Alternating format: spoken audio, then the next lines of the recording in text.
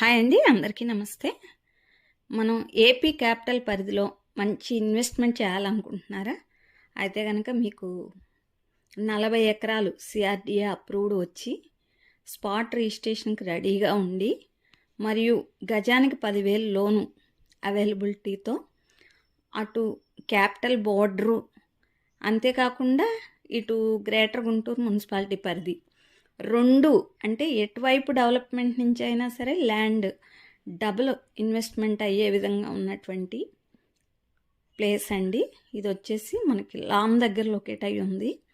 అదేవిధంగా అనంతపూర్ ఎక్స్ప్రెస్ హైవేకి చాలా నియర్ బై ఉంటుంది.